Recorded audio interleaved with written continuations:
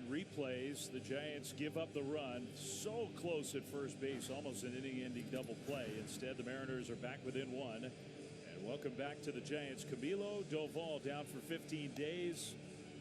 Worked on some stuff at AAA Sacramento, and here he is. Yeah, and you know, he said kind of a fresh perspective and worked on a little bit, picking up the pace, releasing it a little bit quicker, and right back into the thick of it. And he's a guy you can count on. He's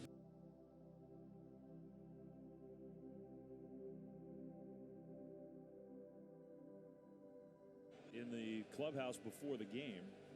2 on, 2 out, and a first pitch slider, good one, but called a ball. Trying to be a little quicker to home. He's been vulnerable to the steal, and it's a spot where Arozarena could try to go. Trying to throw more strikes. There goes Arozarena. Got a huge jump, and the Giants won't make a throw. The problem is when you just almost blow off this part of the game, like Camilo just hasn't ever improved at this.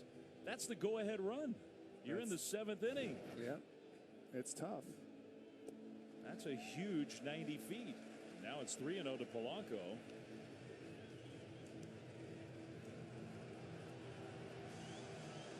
And to generate what he generates, I get he ramps up and gathers a big gather and trusts that he has the stuff to strike anybody out. So they're gonna go ahead and put Polanco on and take the righty on righty matchup. It'll be Doval against Haniger with the bases loaded. And there are a lot of late inning relievers who that's not a strength of them. And in most of those spots, your focus needs to be on the hitter. But when you're just inviting every time for that steal, they become important plays. It's definitely a part of the game that is a skill that you have to master. Almost hit him. That would have been a run and a tie game. That cutter wasn't like a normal Doval cutter.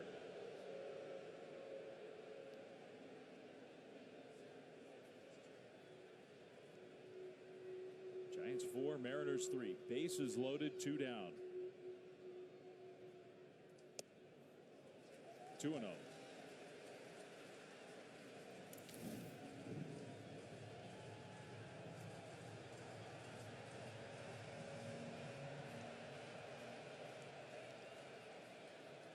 Camilo hasn't thrown a strike yet. There's one. There you go. Casale just setting up down the middle. Right here, you just got to compete.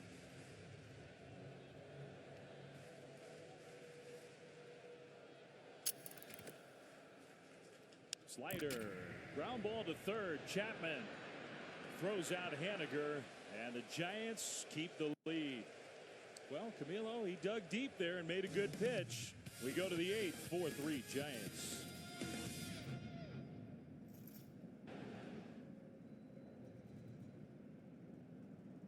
I'll do whatever it takes to. Yo, what's up? Yo, Skibbity Ryan. Skibbity Ryan. Can you hear me? Skibbity Ryan. Yo. Shut up, bro. Hey, who said that shit? Yeah, who said that? Yo, who said that shit? Yeah, who said that?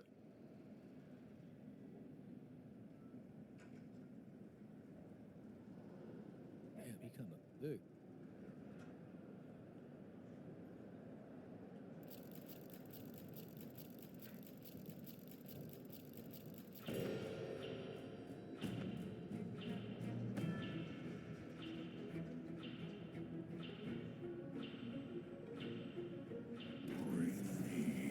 To this plane, and I will owe you to a powerful cat.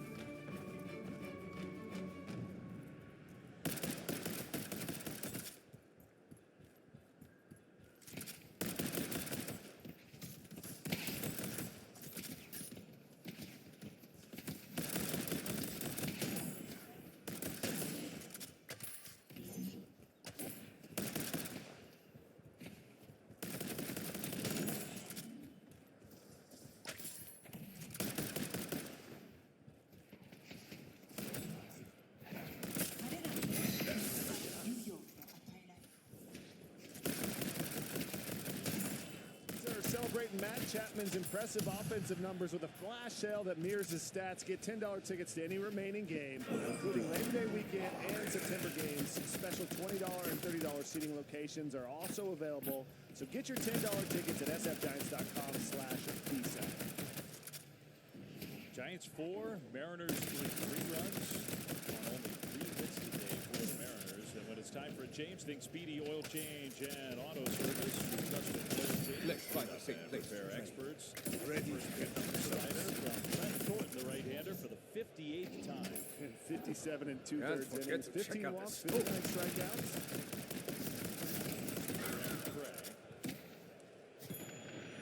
Yastrzemski's home run last inning looming large. That's the difference in the game right now after the Mariners scored in the bottom of the 7th. So let's see if maybe the Giants could get that run back. If they get him back up, he's also on a psycho watch. Yaz is, yeah. But that homer is coming in clutch. One little insurance you want to add on here too if you can. I recommend it. I recommend. Highly recommend it. 1 and 2.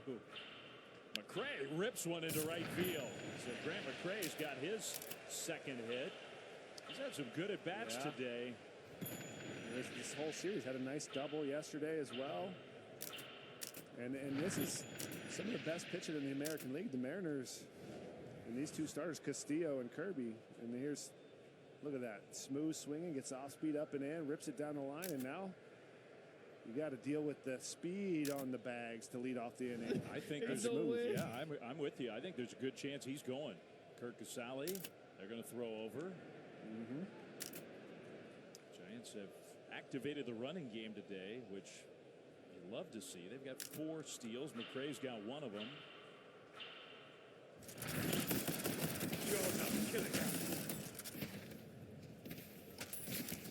Sally squares it, bunts it, and then came up. It's a little dangerous if you run out into fair territory and run into the ball, you're out.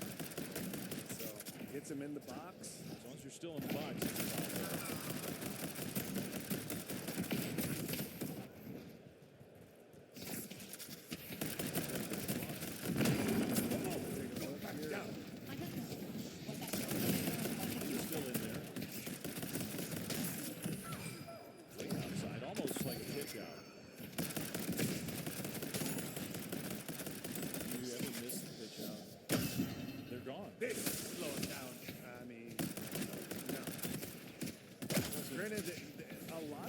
Pitchers had a lot of trouble with and Thornton runs past it, recovers, and still gets it. He's lucky it was the catcher running.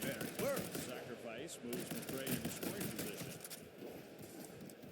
So now speed in score position with 1 out. You can still steal third. Don't sleep on it. He stole third earlier this game. Gets it down any way you can, kind of almost sneaks a hit.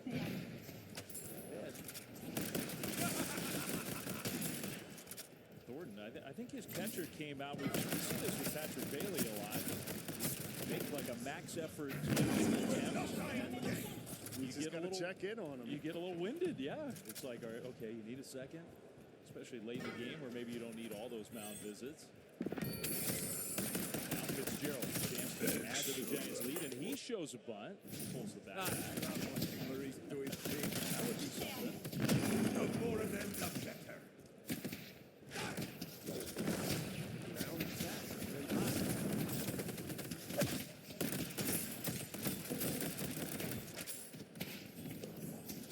Swing and miss. 2 hits, plus a walk, 2 steals, a run scored, and a run back. Solid defense as well. He's a gamer. 1-1. Slider foul back. Mariners, really, their game plan on him is time to spin early. Keep fighting. And he is going to have to. Other teams are going to copy this. If you got to prove to him that you can either take the ones that aren't strikes or beat the ones that are. He's made the adjustment today. He's She didn't cut you too bad. Great walk where they were throwing tough sliders last time up. 2 here. 8 on deck.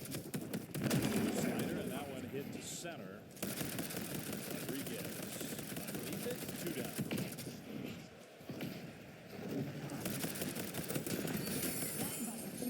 And Thornton, you know, his mix, his sweeper and slider, that's kind of his attack in general. Has a four-seamer. He throws pretty hard, too. I'll be 95, ready to 96. lock him down. Hold on, 1 for 4. Hope you win whatever fight you're about to start. Good luck not getting shot. And they love to talk. Let's discuss this. Taste. Lamont having some good swings, good at bats. They got him his last one, but it wasn't easy. They had to Chavois to make a perfect front row sinker. Barely catching the He's locked in. You messed with the wrong team.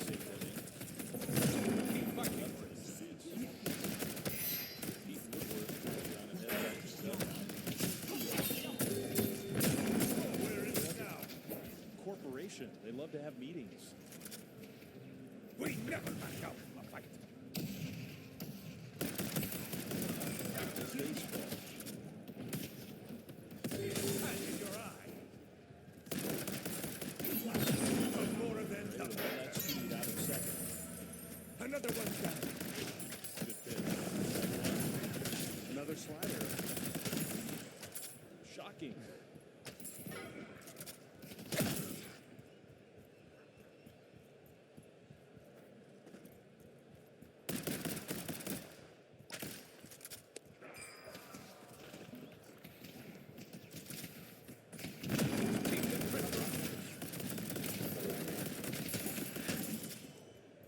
One to wait.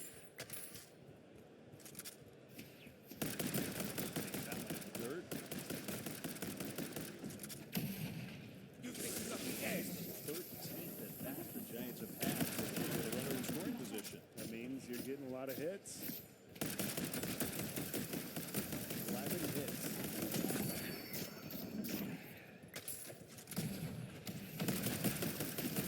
We're not dying today. 12. Mason Aaron's haven't hit a home run. They don't have a hit with a runner in scoring position. They only have 3 hits total, and they have 3 runs.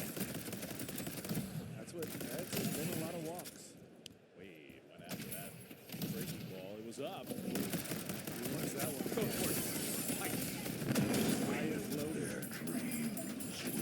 think he was thinking about right field bleachers with that swing. Take Yaz's approach, you know, just the short flat out to right. Yaz's home run. That was Our Only other places it would have been home run. Houston has and been Yankee Stadium. defeated. 3-2. That's ball 4. And Your they hit it. brilliance is an example to us all. Technically, that could be by pitches.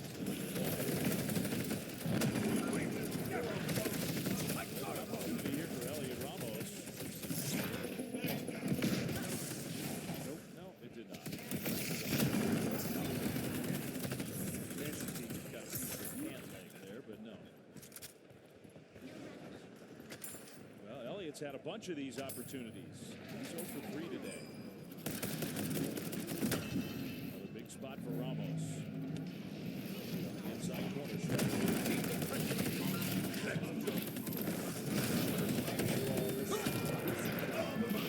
two batters.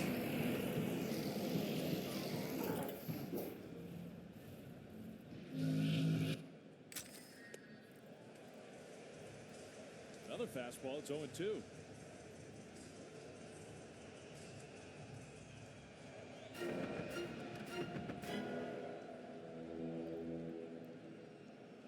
Little protection goes a long way. Slider foul back. That was, he had to reach for that one. That's some coverage to even be able to spoil that pitch. Good luck You get completing two the painted ritual. beaters in and a slider 2-3 inches off. He's got the coverage. Gonna have to battle. purple guardian has 2 been again. defeated.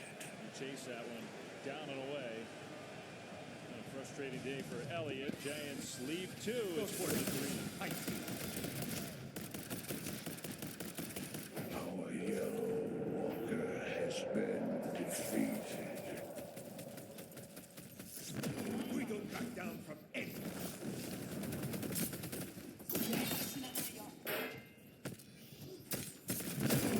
死は始まりでしかない。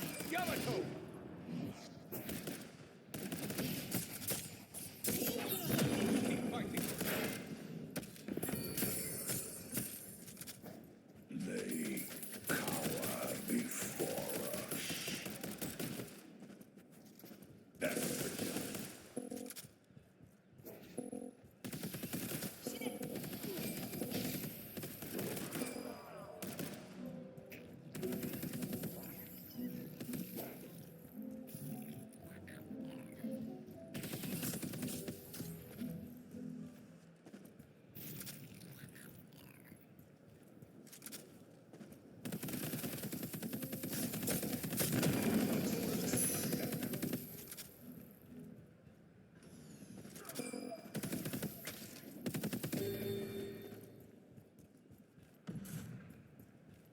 Hard to fight with their sand in your eyes. Once we get our hands on them, and by we I mean Maurice, they're done for. If there's any stragglers, we'll pick them off.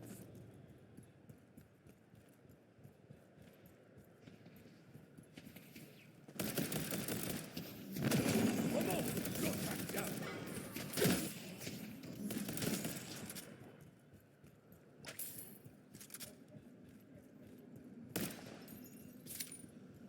Cast, tons of extended coverage you won't find anywhere else. Get it all. NBCS. Pitch hitter Josh Rojas. He takes low. Ball 1 from Camilo Doval. Giants 4, Mariners 3. Camilo found a way to get through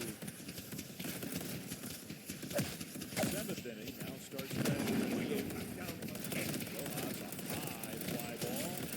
Fairly deep right field, and Yastrzemski makes the catch, 1 away. Who among them can stop us? Now another pinch hitter coming up for Mitch Garver, another lefty, and their home run leader, Cal Raleigh. Our blue For one another, Kurt didn't play last year. Sally, remember, he was on that Mariners team. James traded him to the team that went to the playoffs. I'm only getting better. Was the catching partner for this guy. Some fond memories. Everyone seems to love Kurt. Great clubhouse guy. Fun to be around. Side there. Kurt's probably telling him, get off the dish. Yeah. There's Raleigh. Ball. Slider there for strike 1. The might of the Amber Into the Hand strike is zone a little undeniable. He's throwing 11 pitches now, only 4 strikes. Orange Guardian has been Now out of the 7th. My power grows, 1-2. and with it, your own. The slider is the one he's got all. Our purple walker has been defeated.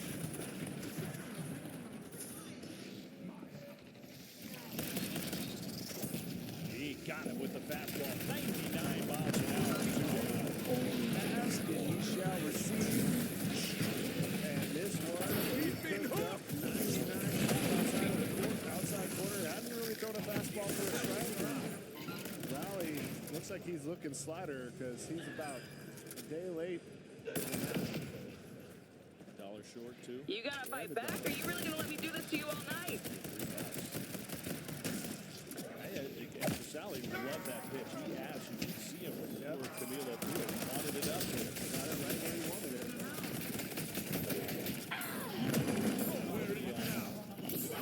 これは私の家族。生まれながらの権利です。 2-0.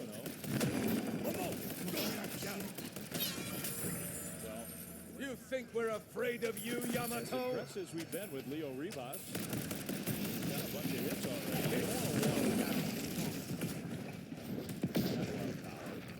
Make him earn his way out there, but now it's 3-0. And if you want to strike from no ball, we'll probably call him another shot. You people!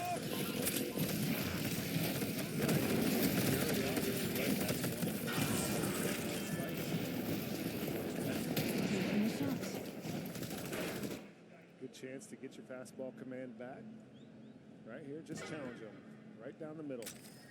Set the target down the middle.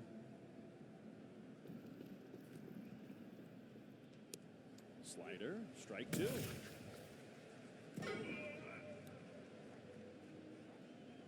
Well, you just can sort of feel the weight on Camilo's shoulders.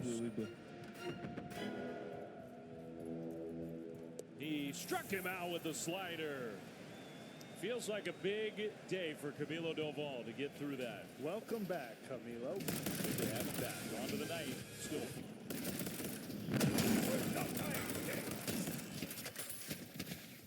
I'm holding on.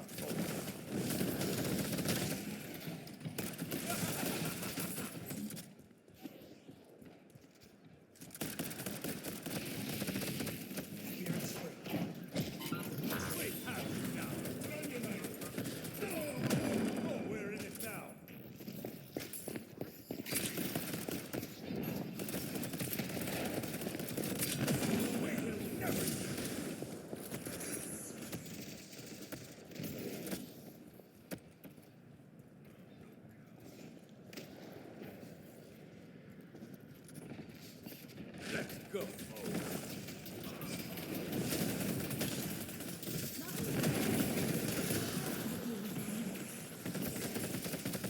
Yo, let's all go blue. Let's all go blue. It's about to be balls deep. Anyone I think that.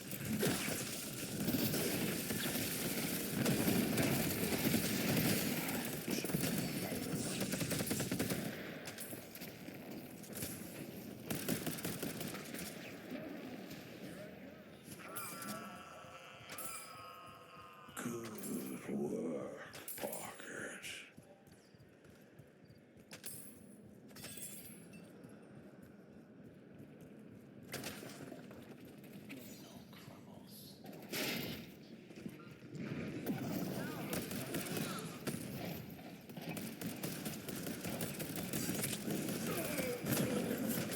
Don't back down.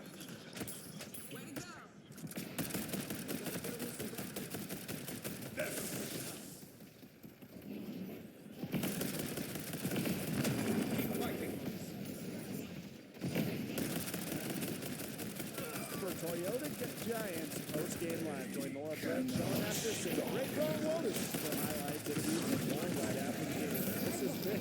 There's a lot to talk about. Still more to go. There's been a lot to talk about.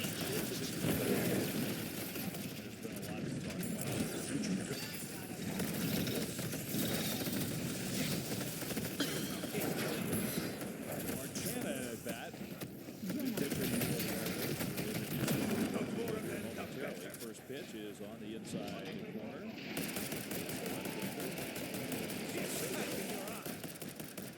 Little lefty sinker baller, little sinker changeup combo. Has a slider.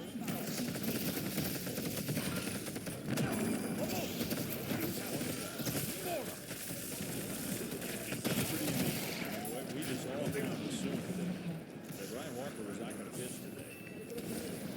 I'm sure he went into the office and said, I feel good. I can go. You had to come from he pitched 2 innings as high leverage as he did last night. I'm not living rent-free in your head. I'm straight up evicting hope. Apparently not. Well, stays in to play third. Raleigh remains in the game to catch. New pitcher. Strike. Pitch is the one before. I can see why Campbell thought he was going to call the ball.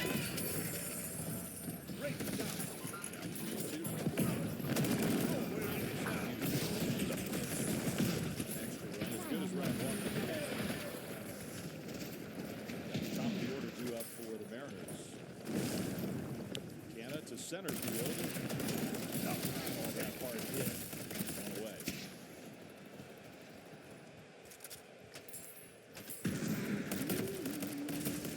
I see him. For a little help. Here's Chapman. Through with those 20 home runs. So he had a quiet couple of days here in Seattle. Never yield.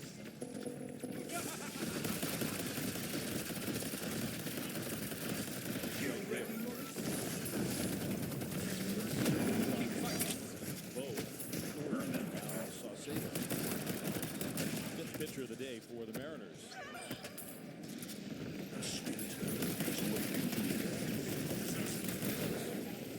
They only watch after that.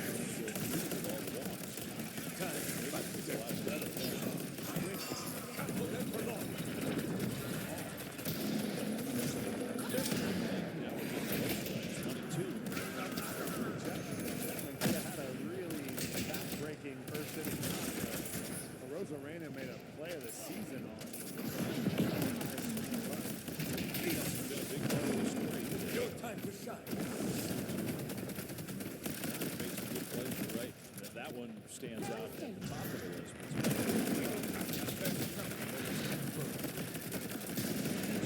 Patron is exposed.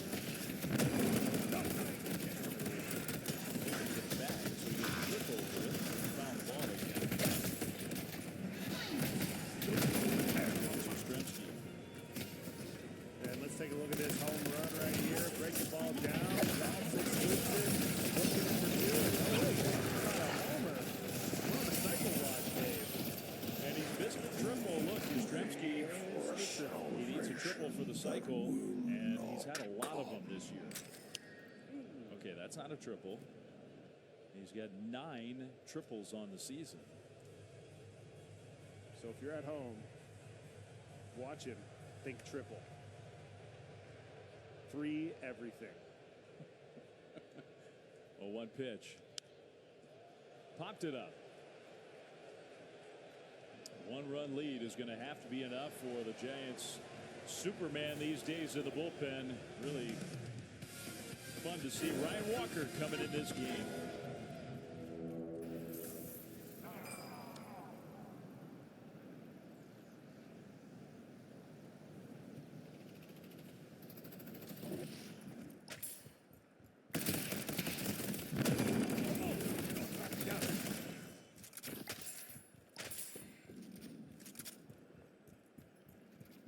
Yo, defend.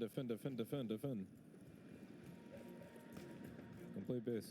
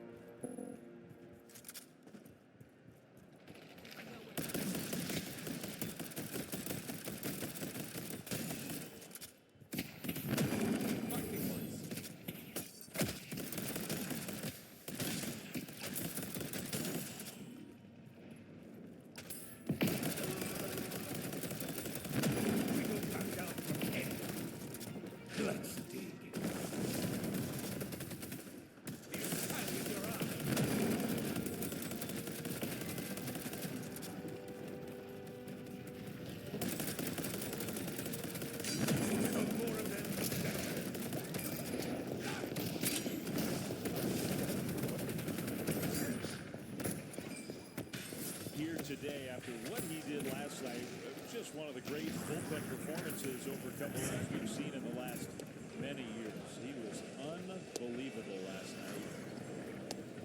Base 6, he struck out 5. He rescued the Giants and somehow kept the game tied. He inherited the Giant pass. Then pitched another scoreless inning on top of that. And day game after a night game, after 2 dominant innings last night, here he is right back in the game today to try to get the save. I mean, it's pretty remarkable. It kind of reminds me of, we don't have to face him anymore. At least we don't have to deal with him tomorrow. Oh, wait. Yes, you do. Here he is, and this is a statement to the team. It is. Look, it's on a less dramatic scale.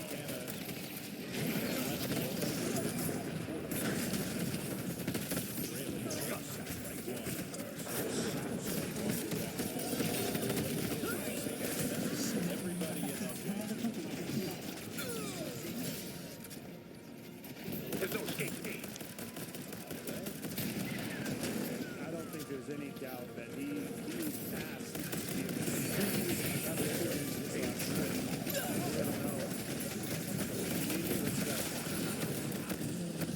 Adam Braley 0-2.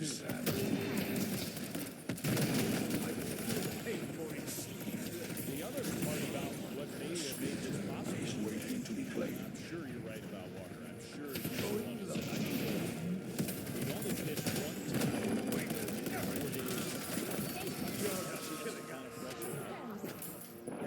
Another off day on Monday. Keep the pressure up. Got it with the slider. Strike 3. Hey, not only just devastating stuff, the command is just incredible. Look how much this sweeper breaks, and it's still in the strike zone, and you can't hit it. It's almost like a zigzag. The ball's going one direction, and it's mind-boggling. Now Rodriguez, sinker, jumps ahead on here.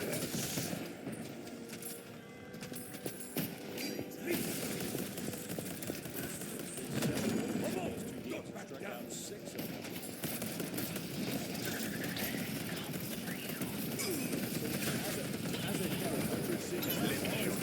Let's say you're right here. His slider, the angle that starts out with the angle that he creates is coming into you, and then it takes a 90-degree turn to take it way out. It's great. It is that it's I don't want to say there's only been 2 pitchers I've ever seen, 3 that I've ever seen do something like that. There's Mexico, Arrieta, and Matt Adams out of the bullpen. It's a wild angle. 0-2. That one not as close.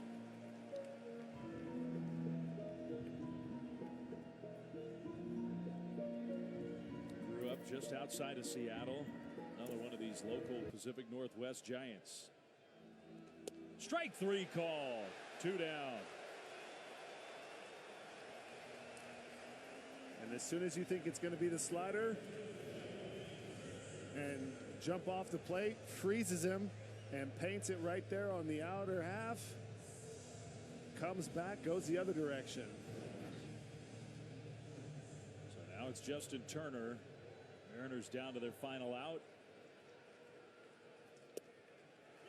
97 with that sinking action coming back to the corner. Wow. You got to just pick one and gamble and guess. And it's still going to be tough even if you guess right. Just missed with that one. Giants 4, Mariners 3, bottom 9. Big game for Mike Yastrzemski. Fouled back, and now Mariners down to their final strike. Bad ball.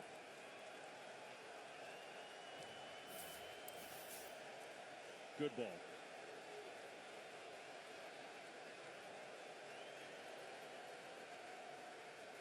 One and 2.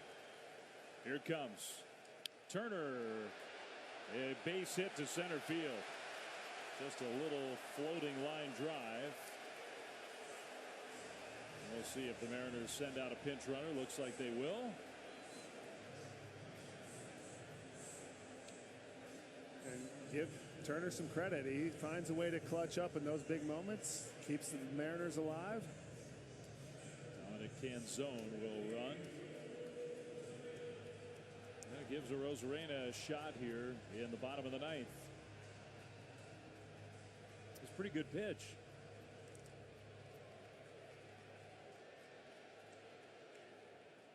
Inside, running in.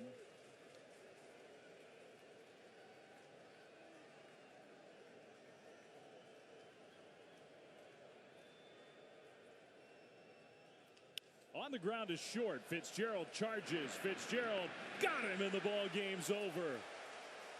And right now, it's good to have Ryan Walker on your side. Man, is he good at the moment, and he gets the Giants a much-needed win, 4-3 final. Just a gutsy performance for Walker to come out, close this out. Casali caught a great game. The offense, man, so many good at-bats, but Yastrzemski, the big homer, the big double with 2 outs to catalyst another huge run, and what a game. This was a must-win ball game. They need to get the series, but you're counting on Snell. He doesn't quite have the stuff, the one tough inning, the bullpen, Bivens. This was a gutsy performance up and down, and it shows how much these guys care. They want it. They got it.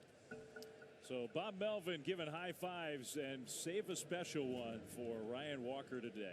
Another great job by him. 4-3 final for Hunter Pence and John Miller. Dave Fleming saying thanks for being with us. Stay tuned for Toyota Giants post-game live starting right now.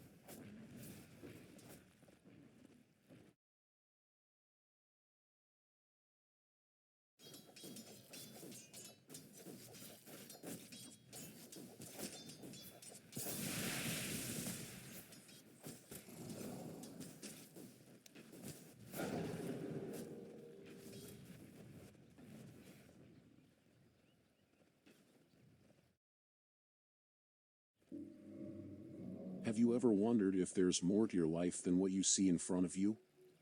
Maybe you feel, in quiet moments, that something great is about to happen, something that could change everything. This feeling is not in vain. There is a calling, a persistent whisper that says, your time is coming.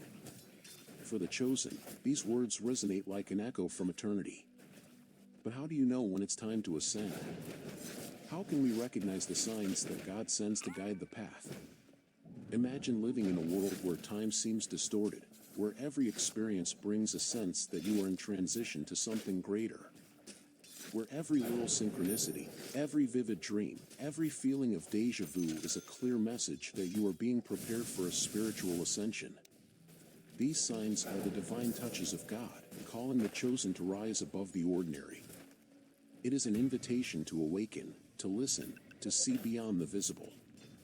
It's like a tug at your soul, a need to find a greater purpose. When the world seems to fail, when material promises don't satisfy, it's a sign that your soul longs for something truer, deeper. As chosen, you are not destined to live an ordinary life. Your spirit is called to touch the sacred, to transcend the limitations of the physical world, to respond to the divine call that resonates deep within your being. Before we continue, subscribe to the channel to be part of this community of God's chosen ones. Think how feel time falling apart before your eyes, as if the minutes and hours no longer obey the constant rhythm that you have known throughout your life. For the chosen, time can become a malleable fabric, which stretches and shrinks, almost as if it followed its own logic. This phenomenon is a signal. It is clear that you are moving through different states of consciousness, an indicator that you are approaching spiritual ascension. One moment it feels like an entire day has passed in the blink of an eye. In another, a single hour can seem like an eternity. This change in the flow of time is God's way of whispering that the chosen is in transition, in preparation for something bigger. As you, as one of chosen, experience this change in temporal perception, it is natural to feel disoriented or even confused. This is nothing to worry about. In fact, it is a divine invitation for you to slow down and pay attention to what is happening inside you. Often, in the rush of everyday life, we overlook the subtle signs that God sends us. But when time starts behaving unusually, it's a powerful reminder that you are being called to step out of the frenetic pace of the material world and delve into the depths of your soul. Maybe you, like chosen, find yourself reflecting more deeply on your life, questioning past decisions, or visualizing alternative futures. This is a period of deep introspection, where the hidden truths of your existence begin to surface. When you find yourself thinking about what really matters, about the purpose of your journey, know that this is a reflection of the shift in consciousness that is occurring within you. God is using this temporal distortion to awaken your spirit, to remind you that there is more to life than what can be seen on the surface. You may have moments of epiphany, where you suddenly understand complex aspects of your life or the universe. These are moments of spiritual clarity, where the line between heaven and earth becomes blurred, and you can feel the presence of something greater guiding your thoughts. During these moments, it is as if the chosen you were temporarily on a different plane of existence, where time and space bend to allow you to see beyond the veil of everyday life. Take advantage of these opportunities to meditate, pray, or simply be silent, allowing the revelations to unfold naturally. This is just a glimpse of how time is a construct, a tool we use to make sense of our earthly existence. When time loses its rigidity to the chosen, he is being called to explore reality. When time loses its rigidity to the chosen, he is being called to explore reality beyond human limitations. You are being prepared for a reality where time, as we know it, does not exist. This does not mean that you will lose touch with the here and now, but rather that you will learn to navigate between worlds, understanding eternity in each moment you experience. This experience of altered temporality can be both challenging and liberating for the chosen. It can bring up fears and uncertainties, as you are moving away from the certainties of the physical world and entering the unknown territory of the spirit. It is a learning process, where you begin to understand that the true essence of life is not tied to chronological time. Every lapse of time that seems out of place is actually an opportunity for growth, a chance to expand your perception and align more deeply with your divine purpose. As you continue to navigate this journey of altered temporality, you will begin to notice a recurring theme: death and spiritual rebirth. It's like a continuous cycle of letting go of what is no longer useful to make room for the new. This is the next stage of preparation where you not only perceive time differently but also see yourself as a chosen which is constantly evolving, transforming itself from the inside out. The feeling of spiritually dying to be reborn in a higher form is a harbinger of what is to come in your journey as a being called to something greater. There are times when the chosen feels as if he is on a dark journey in which his old identity begins to disappear, giving way to a profound sense of loss and transformation. This feeling of spiritual death is not an end, but a necessary prelude to rebirth. It's like the phoenix that, from the ashes, rises stronger and more beautiful. This experience can be overwhelming, as it involves abandoning everything that was known and comfortable, to open up to the unknown and the new that God is preparing.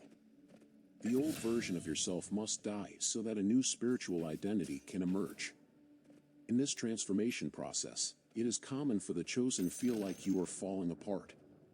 Old beliefs, habits, and even relationships can seem meaningless or purposeless. This feeling of deconstruction is a signal that the internal work is underway. God is shaping your being, removing what no longer serves your divine purpose and polishing what is essential for your ascension. It is a painful but necessary process, because through it, you free yourself from the bonds that impede your spiritual growth. You may feel lost, disoriented, as if you are wandering in a spiritual desert. But remember, chosen, that even the desert has its purpose. It is in the silence and dryness that you discover the deepest truths about yourself and the nature of your existence. This is a time of introspection and revelation, where you must learn to trust God, even when there is no clear sign of the path ahead. Unshakable confidence is the key to getting through this phase of spiritual death. As you progress, you realize that this process of death and rebirth is not linear, but cyclical. With each new phase of your spiritual life, a part of you is called to die so that another can live. This cycle of continuous transformation is a reminder that the chosen is constantly evolving, always getting closer to its divine essence. There is no end to this growth. Each rebirth is an opportunity to align more deeply with God's will and fulfill your destiny. And so, rebirth arrives, often silently, almost imperceptibly. Suddenly, what once seemed like an unbearable loss reveals itself as a new beginning. You, how chosen, you begin to feel a new energy flowing, a renewal of purpose and vision. Things that were once difficult now seem clear, and paths that were once blocked are now open. This is the blessing of spiritual rebirth, living proof that God is always at work, even in the shadows. These periods of death and rebirth are the clearest signs that you are being prepared for something greater. Each time you go through this experience, you emerge stronger, wiser, more aligned with the truth of who you truly are. This cycle of transformation is a powerful reminder that as chosen, you are not destined to live an ordinary life, but a life full of meaning and purpose, guided by the hand of God. And as you embrace this new beginning, it is natural for new directions, new instructions to emerge. In the midst of this rebirth, you will begin to hear clear, distinct inner voices that will guide your steps with a precision that can only come from a deep connection with the divine. These voices are the next sign that your journey is progressing, indicating that you are ready to receive direct guidance on the next steps in your spiritual ascension. As you open up to your spiritual journey, how chosen, you will begin to hear clear internal voices, distinct from your own thoughts.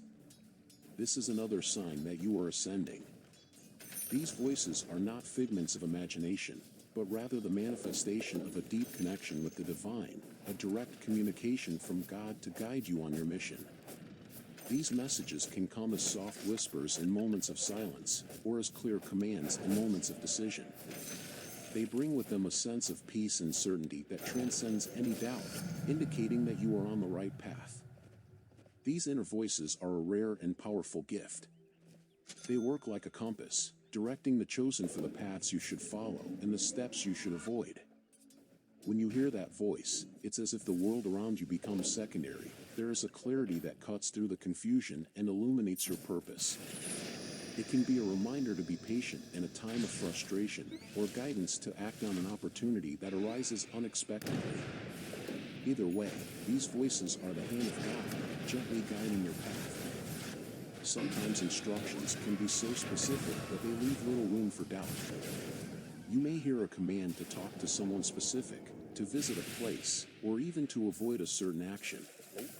These moments are when the chosen must fully trust the guidance received, even if common logic does not understand it. Unwavering faith is what turns these messages into actions, which in turn lead to a greater fulfillment of divine purpose in your life. By listening to these inner voices, you will also learn to distinguish between what is divine guidance and what are mere distractions from the outside world. It is not uncommon that, on your journey, the chosen encounter dissonant voices that try to divert you from your path. The ability to recognize the true voice of God among so many others is a sign of spiritual maturity. It's like tuning into a specific radio station amidst static. With practice and patience, the clear message will always stand out. In times of uncertainty or challenge, these inner voices become even more precious. They not only offer guidance, but also comfort and encouragement. When the chosen, if he feels alone or misunderstood, these voices are a constant reminder that he is never truly alone. God is present, speaking, guiding, protecting. It is an intimate relationship where communication is constant and trust is mutual. These voices can also reveal hidden truths, showing things that are beyond the immediate understanding of the chosen.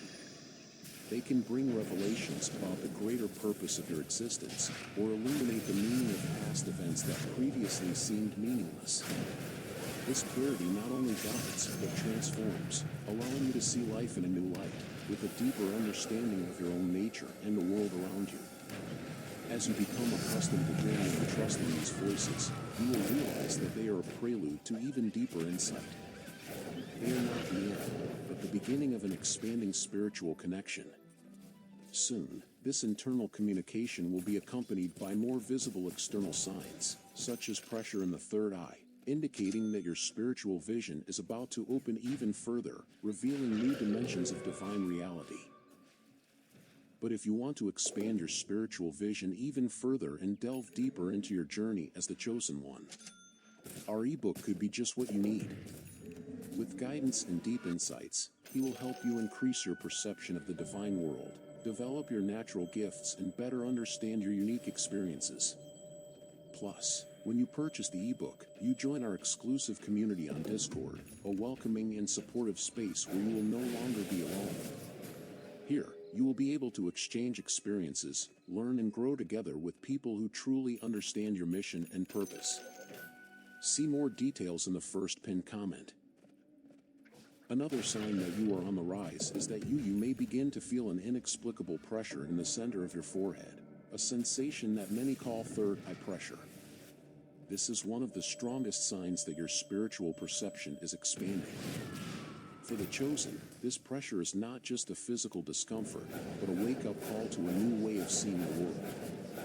This point between the eyebrows is the portal to deeper spiritual vision, an opening that allows us to see beyond what is visible to ordinary eyes. It is a reminder that you are on the path to connecting with higher realities. As the pressure in the third eye increases, you may feel like you are being lifted into a higher state of consciousness. It is as if a new dimension is unfolding before you, revealing truths that have been hidden.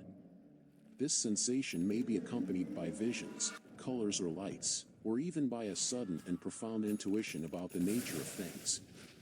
For the chosen, these experiences are a confirmation that your spiritual journey is intensifying, and that God is opening new paths to understanding and wisdom. As your third eye awakens, you may notice that your perceptions are becoming more acute. The energies around you, which previously went unnoticed, are now felt clearly and intensely. You can sense people's emotions before they even speak, or feel the presence of something divine in unexpected places. This increased sensitivity is a powerful tool that the chosen you must use it wisely, to help others and to deepen your own spiritual understanding. The third eye is also a gateway to intuition. When this area is active, your decisions become more aligned with your divine purpose.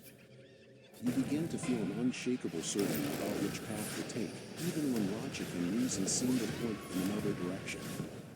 The chosen know, instinctively, that this is the voice of God guiding your steps. Trusting this inner vision allows you to walk with confidence and purpose, even in the most challenging situations. During these moments of third eye awakening, it is essential that you, as chosen, dedicate time to meditate and connect with your inner self. Meditation helps to calm the mind and tune into the subtle energies that are trying to communicate with you. Practices such as meditation focusing on the third eye or light visualization can intensify this connection, making the messages received even clearer. By doing this, you create a sacred space within yourself where divine wisdom can flourish. Pressure in the third eye can also be a sign that you are beginning to receive spiritual codes and symbols. These can come in the form of repetitive numbers or sequences of words that appear in a seemingly random manner. These signs are direct messages from God, inviting the chosen to decipher and understand its meaning more deeply. Have you ever found yourself looking at the clock at exactly 11 past 11 or repeatedly seeing the sequence 777 on license plates, receipts, or phone numbers? These numbers we call synchronicities are another sign that the universe may be giving you for your ascension. They are coded divine messages, a form of direct communication from God, indicating that you are on the right path or about to receive an important revelation. Each number sequence carries with it a deep spiritual meaning, and its repetition is a clear sign that you are being guided in a special way. These codes are like a secret language, understood only by those who are awakened to their spiritual truths. These number signs are a constant reminder that the chosen is being watched and protected by superior forces. By seeing these sequences repeated, you are being encouraged to pay attention to your surroundings, your thoughts, and feelings. It's as if the universe is winking at you, telling you that it's time to wake up and notice the subtleties of life. These numbers are anchors that keep you connected to the divine, ensuring that you do not get lost in the chaos of the everyday world. Repetitive codes and numbers also serve as portals to introspection. Every time you see them, it's an invitation to stop and reflect on where you are and where you're going. These moments of pause are essential for the spiritual growth of the chosen. They offer an opportunity to align your thoughts and actions with your divine purpose. By recognizing and interpreting these signs, you are, in effect, deciphering God's messages for your life. It's a way to receive direct guidance on what steps to take next. In addition to numbers, you can find symbols and words that appear unexpectedly in your everyday life. They can appear in dreams, on the pages of a book you read, or even in graffiti on city walls. For the chosen, these symbols are like clues left by God, guiding you through a path of revelations and discoveries. Each symbol is loaded with meaning, a key to opening inner doors and revealing hidden truths. They are a reminder that the spiritual world is always interacting with the physical world. Sometimes these numbers and symbols appear in moments of indecision or doubt, as confirmation that you are not alone.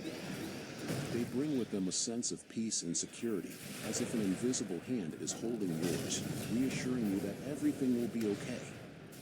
For the chosen, these experiences are tangible proof that there is a greater plan at work, a plan in which you play a crucial role. These signs are a comfort and a guide, proof that you are being taken exactly where you need to be. These phenomena are also a call to trust your intuition and your deepest feelings. As chosen, you are being trained to recognize and respond to these subtle messages promptly and clearly. They are a powerful tool for navigating times of uncertainty and making decisions aligned with your divine purpose. Learning to interpret and follow these signs is an essential step on your spiritual journey. As you continue to observe and decipher these repetitive codes and numbers, you will realize that they are not just messages, but doors to even greater understanding. They invite you to explore more deeply the mysteries of the universe and open yourself to new ways of knowing. This desire to understand and connect will lead you to seek answers in sacred places, ancient texts, and spiritual scriptures, revealing even more about the purpose of the world. Chosen and the path that lies ahead. Another sign that your ascension may be close is the attraction to sacred texts. You may feel an irresistible call to delve into sacred texts, an insatiable desire to understand the mysteries they hold. For the chosen, this longing is not an ordinary curiosity. It is a deep spiritual need to connect with ancient wisdom and find answers to the questions that echo in your soul. Scripture and other spiritual texts become more than words on a page. They are portals to the divine, paths that lead to profound revelations and a broader understanding of the purpose of your existence. When you read these sacred words, it is as if time stops and a new reality unfolds before your eyes. Passages that once seemed obscure now shine with clarity, revealing truths that were hidden in plain sight. This phenomenon is a clear sign that you are tuning into divine frequencies, that you are opening your mind and heart to receive God's wisdom. With each line you read, you feel the presence of the sacred, as if God Himself were speaking directly to you, guiding your thoughts and illuminating your path. This attraction to sacred texts is not just for acquiring knowledge, but for transformation. As you meditate on the words you encounter, you notice that they begin to change you inside. As chosen, these words have the power to transform your worldview, purify your mind, and strengthen your faith. They are food for your soul, the fuel that feeds your spirit on the journey towards ascension. And it's not uncommon that, as you read, certain passages seem to leap off the pages, speaking directly to your heart and offering the guidance you've been seeking. You may feel a growing desire to share what you've learned, to bring the wisdom you've found to those around you. As chosen, you understand that this wisdom is not just for you, but to be shared, to light the paths of those who are still in darkness. Reading and studying these texts becomes a form of service, a way of uplifting not only yourself, but also others. It's like lighting a candle in a dark room. Your light not only illuminates your path, but also that of everyone around you.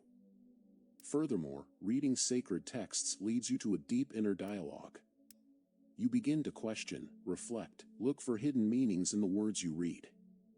For the chosen, this quest is a journey in itself, a process of self-discovery that leads you to explore the depths of your own soul. Each new understanding, each new revelation is a step toward truth, a piece of the puzzle that fits together, revealing the complete picture of divine purpose for your life. This attraction to sacred texts also connects you to a lineage of spiritual seekers who came before you. As chosen, you become part of a sacred tradition, a chain of wisdom that dates back to time immemorial. This connection to the past and to the sages who came before you is a source of strength and inspiration, reminding you that you are not alone on your journey. There is a great company of souls who share your path and your mission. As you progress on your spiritual journey, an inevitable feeling of disconnection may begin to emerge. For the chosen, this is not a sign of failure or isolation, but a clear indicator that you are being guided towards a greater purpose. This feeling of disconnection from your usual environments and social circles arises when you realize that you no longer fit into the mold of the material world. Trivial conversations, worldly concerns, and ephemeral pleasures begin to lose their luster, and you feel a call to something deeper, more true. This feeling of alienation can be disconcerting at first. It can feel like you suddenly no longer fit in with friends or colleagues, that your interests have changed, and that things that once brought you pleasure now feel empty.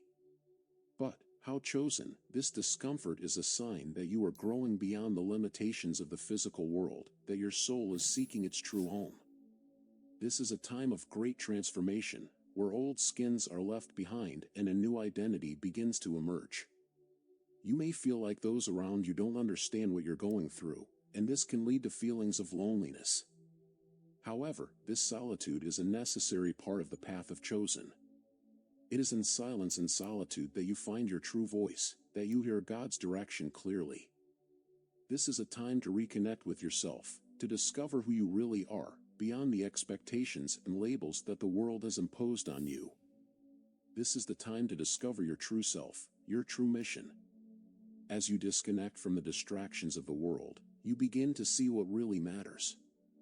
The quest for wealth, status, or external approval loses its importance, and you begin to focus on more enduring values: love, compassion, truth. As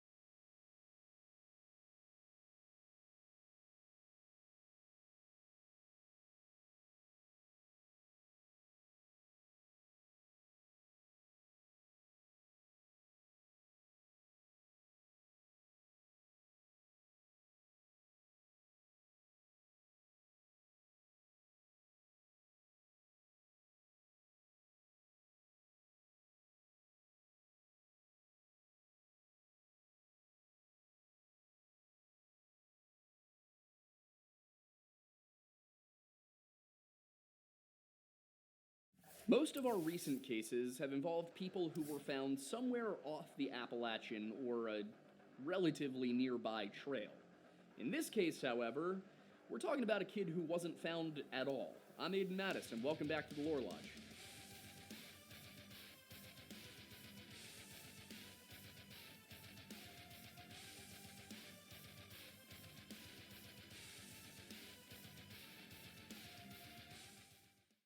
Terror and joy walk the same ridges and coves of the Great Smokies. Flame azalea offers vivid color splashes amongst the greenery of the forested slopes that reach up to Spence Field. Knife-edged ridges are rown with rhododendron bloom, lovely from a high hill or from a hovering helicopter. A doe pauses beside the Appalachian Trail west of Spence Field and looks for a second at approaching hikers, before she bounds into the wet green wilderness that swallows her in a twinkling. Joy for the veteran wilderness lover who knows where he is. Terror for a little boy like Dennis Martin, lost and hungry. Those are the words of Carson Brewer, a journalist and one of those closely following the search for 7-year-old Dennis Martin, who was lost in the wilds of the Great Smoky Mountains over Father's Day weekend in 1969. The location where Dennis was last seen is a grassy spot atop the ridge which forms the border between Tennessee and North Carolina, a place known as Spence Field, and of that area, Brewer had more to say. Only a true mountain man can love the Great Smokies when a cold dawn wind drives mist so thick that it beads like rain on his skin. Trails that are uncomplicated become baffling puzzles to someone new to the area. This is particularly true of the trails around Spence Field, where Dennis Martin became lost from his father, brother, and grandfather. Dennis's grandfather, Clyde Martin, and his great-uncles J. Hughes, Robert J., and Doyle Martin remembered the Spence Field when cattle grazed on it more than 30 years ago. It was less of a puzzle then. There were no trees on it, and cattle and sheep kept the grass cropped this short, said J. Hughes Martin, measuring 2 inches on a forefinger. The wild grass is ankle-high now, and weeds reach the knees. Clumps of serviceberry trees, laurel and rhododendron, and other low trees and shrubs grow on the field. So do thick patches of blackberry. They obscure the view. Some of the trails that snake through the tall grass are no more than 6-inch paths that might look like no trail at all to a confused boy. The Appalachian Trail crosses the field, generally in an east-west direction, but paths lead down from it to 2 trail shelters. Another leads down toward Cades Cove. One wriggles down the hill from one of the shelters into the Eagle Creek Valley of North Carolina. Another takes off down Jenkins Ridge, also on the Carolina side. Once Dennis Martin lost his sense of direction, one of these trails probably looked pretty much like the others to him, and he went the wrong way. It's a tragic story, one of a little boy who simply became lost in the wilds of Appalachia. But not everybody who has studied these events agrees with that narrative. Incoherent timelines, the presence of elite military units, FBI involvement, and tales of wild men living in the undergrowth have contributed to an air of mystery which surrounds this case. A case which some might call the ultimate missing 411 disappearance.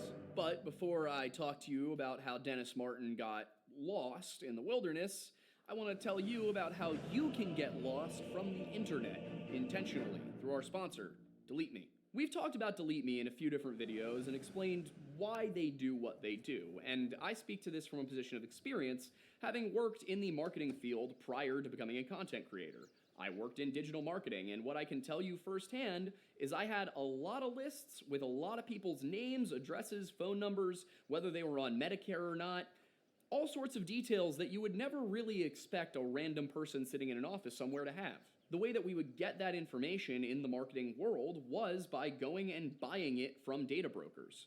Every time you enter a name, a date of birth, an email address, basically any little bit of information that could help somebody contact you and tell them what you may want or not want to buy, well, that information gets saved, stored, and then sold to somebody. That's a big reason why you're getting so many spam calls and emails clogging up your inboxes. And the biggest problem is that if you want to get all of that information off the web, if you want this to stop, you have to go and file claims with each and every one of hundreds of data brokers. And then those data brokers, what they're going to do is they're going to say, oh, sorry, we'll take it down. Then it'll be a 30 or 60 day process. And then 2 months later, it's right back up there because they took it down. Park was printed in the Knoxville News Sentinel, informing readers that a 7-year-old boy who went on a family hike in Great Smoky Mountains National Park was believed lost Saturday night. Dennis Martin, the article continued, was reported missing near Spence Field. He and others had started a hike about 4 p.m. Park rangers and others joined in searching for him Saturday night.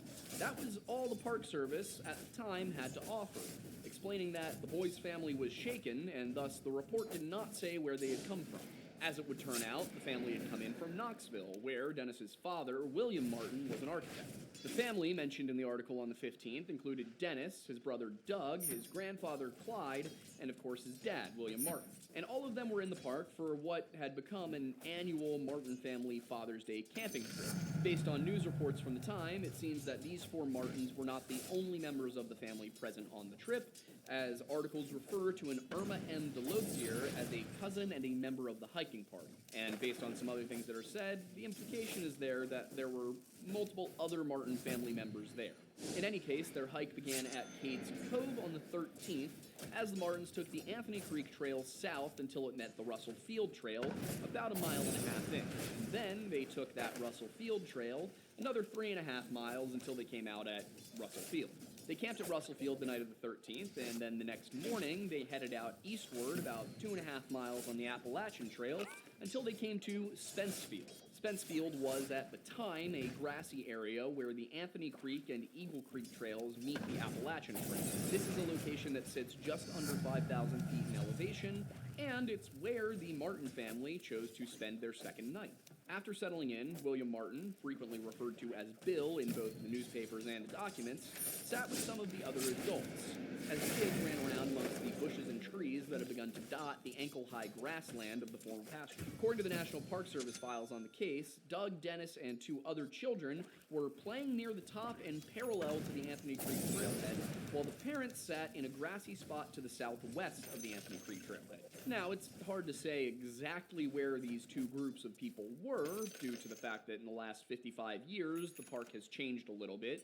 Trails have been renamed, they might have moved around slightly, but the point is, these kids were never more than 300 yards away from the adults. According to the National Park Service chronological narrative of the case, sometime around 4:30 in the afternoon, Bill Martin lost sight of his sons and the 2 other boys atop the ridge, and after 3 to 5 minutes, he became concerned when Dennis failed to appear.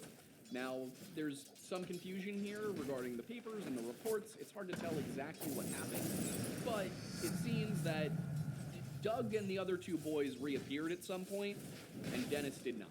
Bill called out for his younger son, and thinking that the boy may have tried to head back towards Russell Field, he walked westward along the Appalachian Trail as far as Little Falls, about 1 mile away, before he returned to Spence Field. He reportedly thought it possible that Dennis had returned to camp by this point, and while it's unclear whether Doug spoke to him before he went out to Little Bald or after that, we do know what Doug told him happened. Bill and his father Clyde had last seen the boys atop the ridge, and Doug explained to the men that all of the kids were trying to sneak around and play a trick on the grown. According to the chronological narrative, Douglas and the 2 other boys went south and then west and came upon the adults, while Dennis went northwest, as it were, and intended to come upon the adults from a north to south direction. Now, that part would imply that Doug and the other boys came up before Bill went searching. Now, that document, the chronological narrative, describes Spence Field as a grassy area running east and west on the main Great Smoky Ridge, with drainages that run north into Tennessee and south into North Carolina. Now, this would suggest the boys were somewhere to the east of the aforementioned Anthony Creek Trailhead, which is now the Boat Mountain Trail, and at the time was Boat Mountain Road. If Dennis had gone northwest from that point, then the 2 trails he was most likely to run into were the Anthony Creek Trail and the Appalachian Trail, and these 2 trails lead north and west respectively. Bill and Clyde decided that the best course of action would be to split up and cover both trails at once. Bill heading west towards Russell Field, while his father headed north back towards Cades Cove. Meanwhile, unaware that there was a missing child in the area, Cades Cove seasonal naturalist Terry Chilcote and his wife were checking out the Boat Mountain Road, which was closed to cars beyond where it had a junction with the Anthony Creek Trail. The couple had driven from Laurel Creek Road to the turnaround and then hiked the 1 3/4 miles to Spence Field, arriving at 7:30 p.m., at which point people asked them if they had seen Dennis. They hadn't.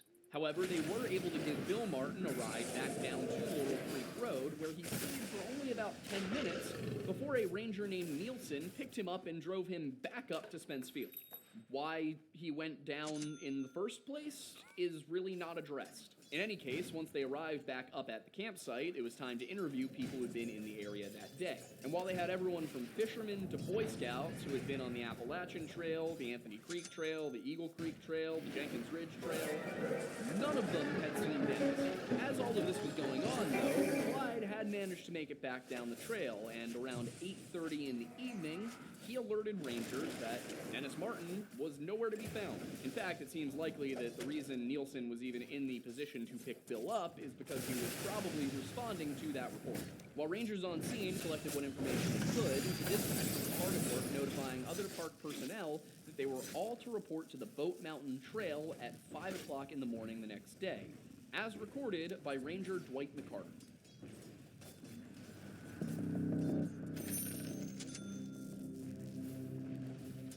In Lost, a Ranger's Journal of Search and Rescue, Carter wrote of that first day, during which he was assigned to a 4-man search team, which ran into problems immediately as a result of the previous night's rain. McCarter said that 2.5 inches of rain had fallen overnight, which posed both technical and logistical issues for the search effort. The narrowness of a now very muddy Boat Mountain Road created a bottleneck as trucks and jeeps attempted to get everybody up to the turnaround.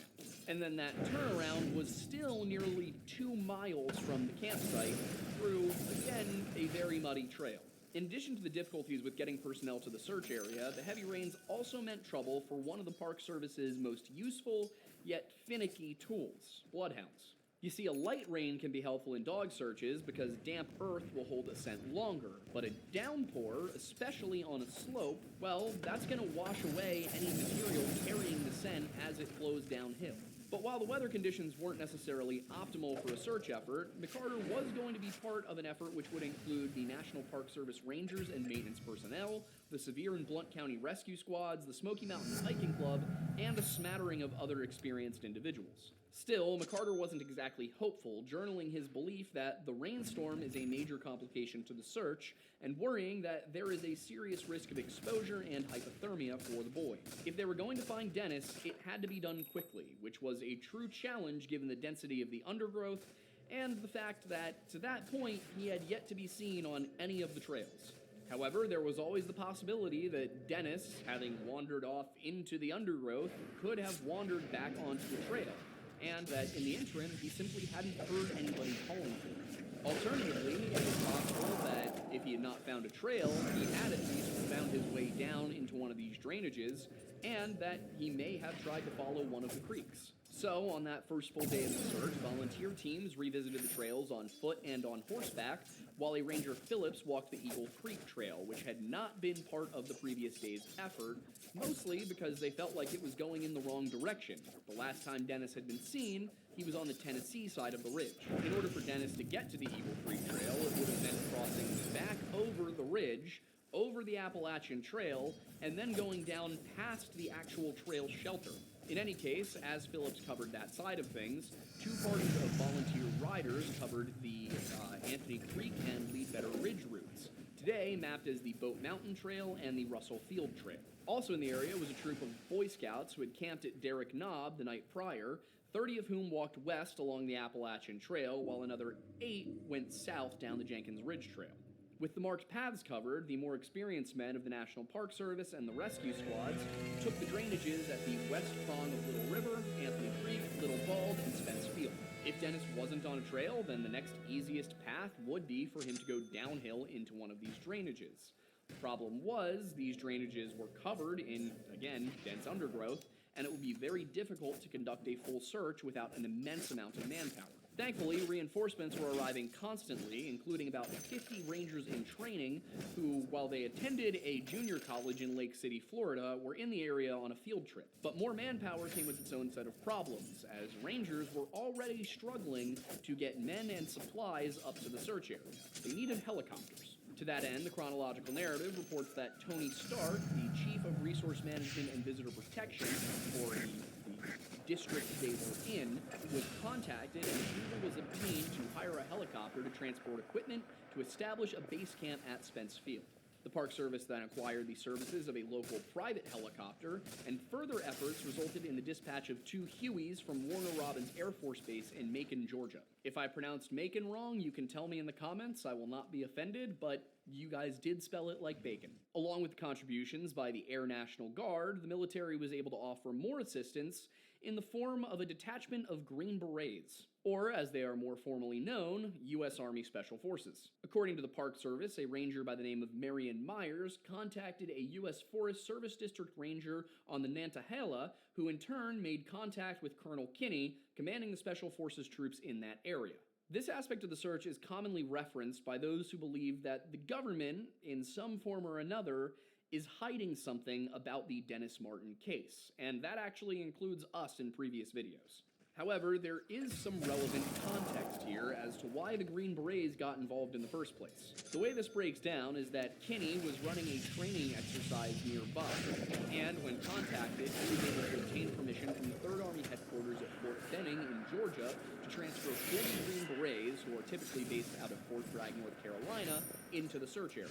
It should probably also be noted that these forces will make name changes in 2023, but I did not think that anybody watching this video in 2024 would recognize the names Fort Moore or Fort Liberty, partially because I sure didn't. Point is, the Green Berets were not just randomly called in from Fort Bragg, because there were 500 of them already training in the nearby Nantahala Gorge, only 17 miles to the southeast of Spence Field. It was, after all, the height of the Vietnam War, so this is not really all that surprising.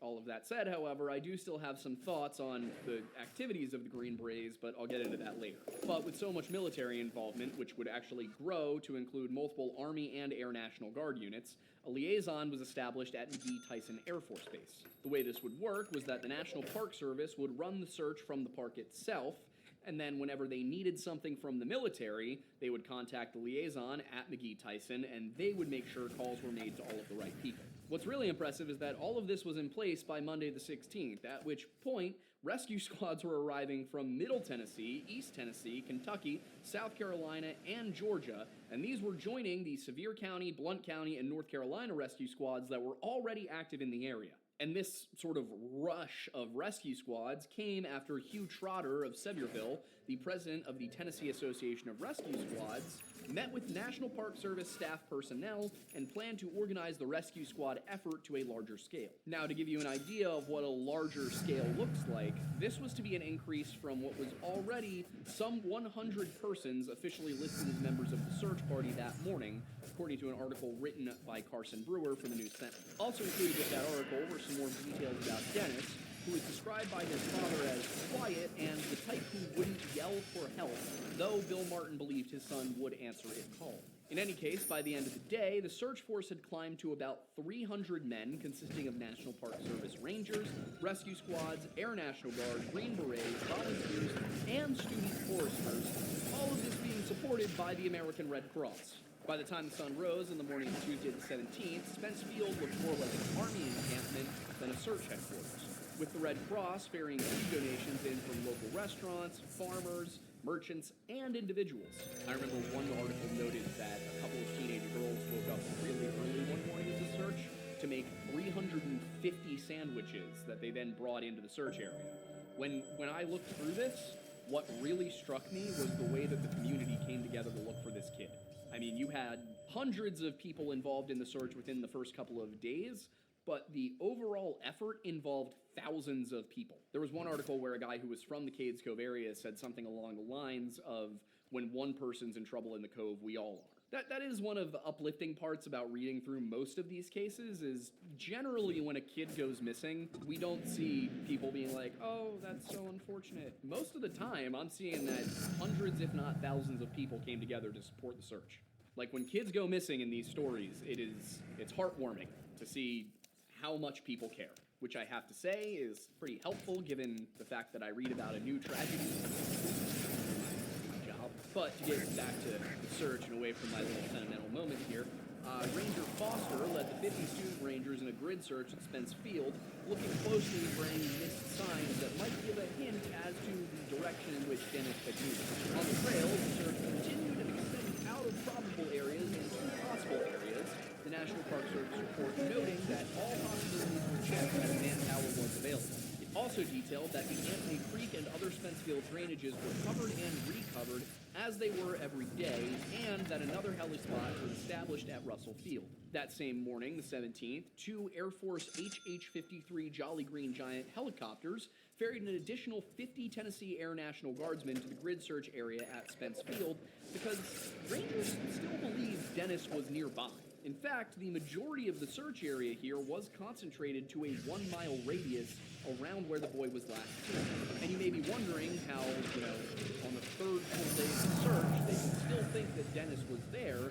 The answer is that this is a really dense area, and even if Dennis weren't alive, they still would rather find him than just leave him out there. Chief Ranger Lee Snedden told reporters that he felt the boy's range would not be more than a mile through the wooded area and not more than 3 miles on the trail. But Dennis's family wasn't so sure, his Aunt Irma telling reporters that the boy's got energy, plus he led the way all the time on the hike, while Bill said that Dennis was a fast walker who hardly knows when to stop. Bill thought it was most likely, according to the chronological narrative, that Dennis was somewhere in either the Anthony Creek or Eagle Creek drainages, which included the nearest creeks to where the child was last seen. There were, however, other factors that were beginning to influence Mr. Martin's beliefs, as the National Park Service files make note that the first of many predictions by individuals, clairvoyants, and others began to come in that day, Tuesday the 17th. These predictions, the document reads, played a definite part in this search and will be dealt with in the appendix to follow the narrative.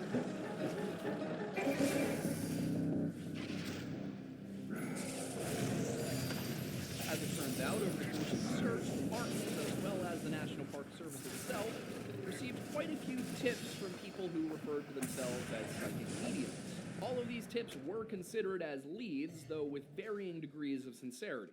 Mr. Martin, the chronological narrative reads, feels that some people do have the ability to see or predict things, which FBI files say resulted in almost daily contact with the Knoxville FBI office about psychic predictions. The FBI just discounted the psychic predictions out of hand, but the National Park Service felt that their hands were a little bit tied, because public opinion was that they should follow every lead possible, and according to the public, psychic tips were leads. So the Park Service had to follow up on these, but a later review of the case implies that they had something of a negative opinion on the matter. Many hours were spent to no avail in the Martin search checking out visions of seers, the review reads, adding it might be well to make a note with the family regarding such individuals. If parents do not want anything to do with psychic leads, it continues, we can send them on their way and not waste time checking out their predictions. One of the listed examples came from a rather famous psychic medium of the era, Jean Dixon, who in 1956 made a prediction that a Democrat would win the presidency and die in office,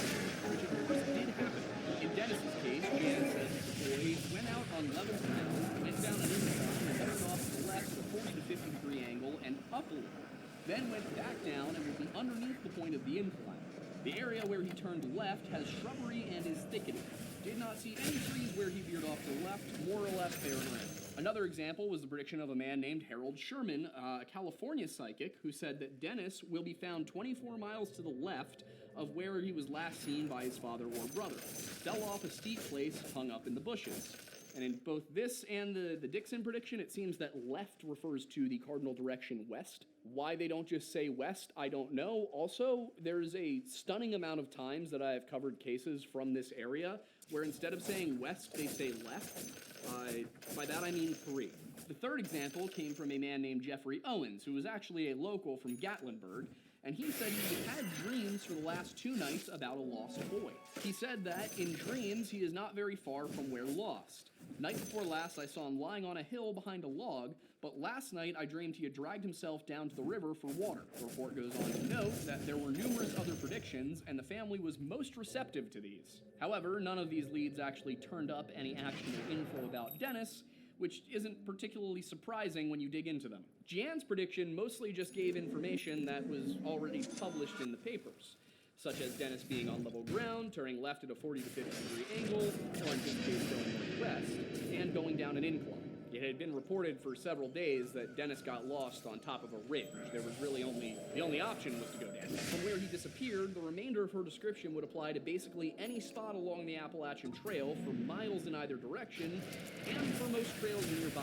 Harold Sherman's prediction that he was 24 miles to the left, again if we assume he meant west, would put Dennis outside the park and possibly across the Little Tennessee River. Even if Dennis were still in the park and somehow 24 miles west, maybe along trails, or, I mean, if we're just talking about foot miles where he actually walked, which, again, he wasn't on the trails, so it's a little difficult to use now, isn't it? Anyway, the point is that the description of fell off a steep place, hung up in the bushes, is utterly useless considering the number of ridges and bushes in the park.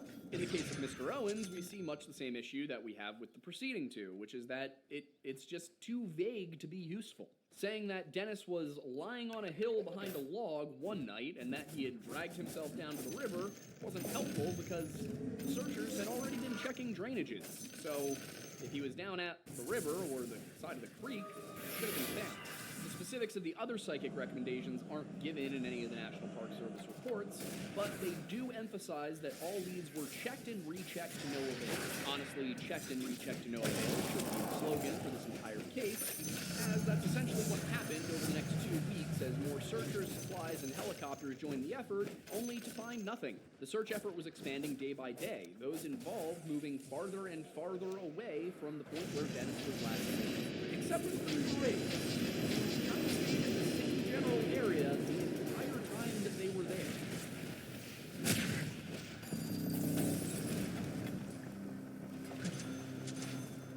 Beginning their first full day on the search, Tuesday the 17th, Special Forces were assigned to the Eagle Creek and Jenkins Ridge Trail area, which had been searched for the first time on Sunday the 15th by Ranger Phillips. On the 17th, the News Sentinel reported, searchers found small footprints which could be those of Dennis Martin.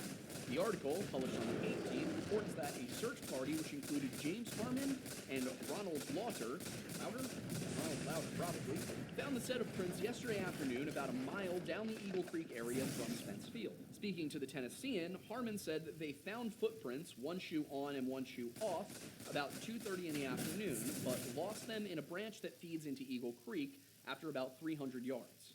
Park officials reportedly didn't pay this discovery much mind because a number of Boy Scouts had been in that area, and they believed that the prints could easily just belong to one of them. Thing is, Lauder said that it was a single set of footprints headed downstream. What's more interesting to me than the Park Service reportedly not taking an interest is the fact that the prints actually don't appear in the chronological narrative at all. And that's especially weird for a couple of reasons, one of which is that this print discovery was reported multiple times, for like 3 days in a row, and at no point did the Park Service correct them and say, no, there weren't actually prints found. Park Service just kind of let them report that, and then didn't report it themselves. The other reason it's a little weird is that that's not even the first set of tracks reported by the papers. Articles published on the 17th in both the Tennessean and the News Sentinel mentioned that tracks were found Monday afternoon, prior to the arrival of the Green Berets. These tracks failed to produce the boy, according to the Tennessean, while the other paper claimed that the prints proved to be the wrong size for the boy. Neither paper says where the tracks were. While I can't say for certain, I do wonder if Harmon and Lauder found the tracks Monday, but shoddy reporting made it seem like they found them Tuesday. And this is partially due to the fact that we know Special Forces were in the area on Tuesday, according to the chronological narrative. There were Special Forces there, so you would assume then that the volunteers would not be in the area. It's all a little weird, though obviously there's no smoking gun here. But it is weird enough to take a closer look at the actions of the Green Berets and the National Park Service for the next several days. As the Park Service apparently downplayed the prints, Special Forces 18th with nearly 24 additional Green Berets brought in that day, for a total of 62. This brought the total search force to 615 people, which now also included students from the University of Tennessee's forestry program, as well as both Air and Army National Guard units. What's interesting is that while 90% of the search force were exploring progressively wider ranges of the park, mostly to the east and west along the Appalachian Trail, the Green Berets were just looking in a very specific area. On the 17th, they were deployed to Eagle Creek, where those tracks were found, and then they returned to that same location the following day. On the 19th, the chronological narrative reports that they began to concentrate on an area between Forester Ridge and Jenkins Trail below Hog Gap, on the other side of a ridge from and southeast of Eagle Creek. Now, I have no proof that they were doing this, but it does kind of seem like they were following some kind of trail up Eagle Creek, over Hog Gap, and then down into the Hog Gap branch area, which is part of the drainage that leads into Hazel Creek. And this also happened to coincide with the advice of a psychic out of Michigan by the name of Mrs. Schwaller, who said that Dennis would be found 5 miles southeast from the area where he was last seen, and that he would be on a stream by a waterfall and in an area covered by white pine trees. That could have been a lucky guess, as along a stream in an area with white pines would describe a lot of places in the Smokies, but the 5 miles southeast is interesting. The reason it's interesting is that the location in which the Green Berets were searching on the 19th had not yet been made public by the time this tip was submitted. And this was a tip that would put Dennis either along the Bone Valley Creek or Hog Gap Branch. Still, there is the issue of her predicting there would be a waterfall, because there are no waterfalls mapped along that waterway. So in this case, I'm still going to err on the side of random chance. Now, what wasn't random chance, at least so far as I can tell, was the decision by Special Forces to set up a helicopter landing zone atop Hog Gap on the 20th, especially in light of what occurred that night. Around 8 p.m. on the evening of Friday, the 20th of June, 1969, the Green Berets met with National Park Service personnel for a strategy meeting, in which they formulated 2 plans based upon whether Dennis was found alive or not. The first step, of course, would be to determine if Dennis was alive, with the criteria being that he was only dead if rigor mortis has set in, which seems weird, but at the same time, they could have been worried about hypothermia mimicking death. From there, they were to notify the Chief Ranger by the most expeditious means possible with the location and status of the boy. They were then to climb a tree and set a flag, build a smudge fire, use a smoke bomb, military only, or use another signal for a helicopter, and if Dennis was found alive, they were instructed to stand by while Special Forces rappel a man in by helicopter and secure the boy in a litter, or, should the worst come to pass, they were to guard the area until they were relieved by Chief Ranger Sneddon. Finally, they were ordered to obtain the name and address of whoever found Dennis, presumably so that person could be interviewed, whether they were National Park, Green Beret, or just a volunteer. Now, the way all of that reads, it sounds almost like they were expecting to find Dennis within the next couple of days, and that they expected whoever was going to find the boy to be either a park ranger or a Green Beret. And all of that put together would suggest that they expected to find Dennis off trail. This is all made even more interesting by the fact that in the National Park Service chronological narrative, the 21st is the very first time that the actions of the Green Berets are not detailed, for the first time since they arrived in the park. Instead, we're informed that a roadblock was set up at the Townsend Y at 5 a.m. The Y is not a YMCA, it's a geographical Y, with Blount County Sheriff's deputies and rescue squad personnel assisting, and the intention being to keep the area clear of non-approved onlookers. We're also told that rangers screened searchers and loaded those approved onto buses, and after all the high spots were perfectly staffed, the remaining searchers were directed to the drainages and ridges along Anthony Creek, All Night Ridge, Leadbetter Ridge, and the immediate drainages into Cades Cove. And with some 1,400 searchers out that day, they completely saturated a 1-mile radius around Spence Field and all immediate logical ridge tops. Finally, the report states that all local drainages had been covered 250 feet up on each side of the streams, and the farthest this would have taken any volunteer was Eagle Creek, and most volunteers were on the Tennessee side anyway, well away from Special Forces. And then the 22nd came and went without any mention of the activities of the Green Berets, aside from the addition of another 9 members of the elite military unit, bringing the total to 71 commandos. Whatever their reason for bringing in more Green Berets was, it's not recorded in any of the files for that day. Nor are there actions in the reports for the 23rd or the 24th, which is the day that FBI agent Jim Reich came in for a conference. What the outcome of that meeting was is not recorded, nor was anything about the Green Berets aside from their departure, which spanned the 25th and the 26th in groups of 33 and 38 respectively. The 25th was also the day that Park Superintendent Fry issued a press release stating that the operation will be greatly reduced as of June 26, 1969, and that the 75 National Park Service personnel now on the search will continue through Sunday. If the boy is not found by this time, the report continues, the search will continue on a limited basis for up to 60 days. All Tennessee Army National Guard troops will leave today. Somewhat predictably, this decision was not received well by the Martin family, and in particular, Bill Martin, who was of the mind that his son was not just lost, but had in fact been kidnapped. The search, of course, continued a few more days, and then on the evening of the 29th, a meeting was held at the Cades Cove Operations Center with Mr. and Mrs. William Martin, FBI agent Jim Reich, Chief Ranger Snedden, District Ranger Morris, and Sub-District Ranger Nielsen to discuss where to go from that point. Reich apparently argued that, absent evidence of a kidnapping, the FBI could not launch a full investigation into the whereabouts of Dennis Martin. Bill, on the other hand, felt that the short time between the last time he saw Dennis and when they began looking, and the fact that Dennis was not found near Spence Field, indicated he didn't just wander off. In essence, while there was no evidence of a kidnapping, the existing evidence didn't support the notion that Dennis could have just left the area that quickly either.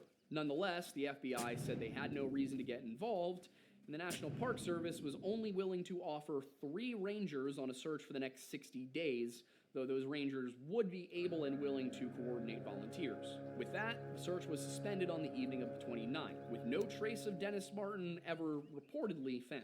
However, less than a month later, a very strange report appeared in the papers, coming from a Mr. Harold Key.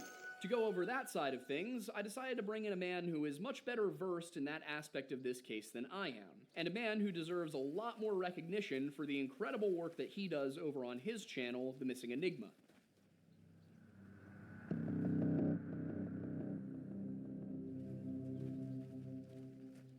Hey there, folks.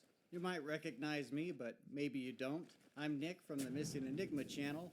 I've spent a lot of time working on the Dennis Martin case and have released a lot of videos on the subject, so I want to thank the Lore Lodge for allowing me to do this segment discussing an important figure, Michael Bouchard, a man I've spent many hours talking to about the Martin case. Now, Mike wasn't directly involved in the search or anything. He is an author and a police officer from Connecticut who likes to spend his free time investigating and writing about cold cases.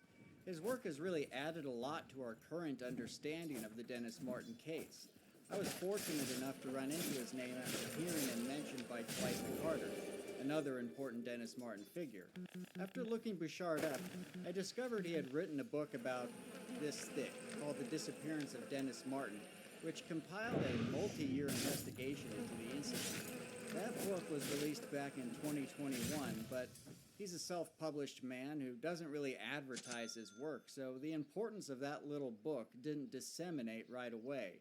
At that point, my own perspective on the Dennis Martin case had changed dramatically by reading the official NPS report, but after reading Bouchard's book, it changed again. Why?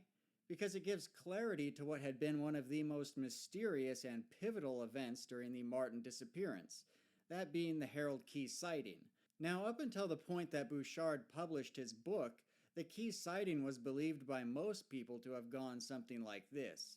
Harold Key and his family stop by Rowan's Creek and walk out into the woods in hopes of seeing a bear. After walking a ways, they heard an enormous, sickening scream. A few minutes later, Mr. Key saw a rough-looking man moving stealthily through the woods in an area where the scream was heard.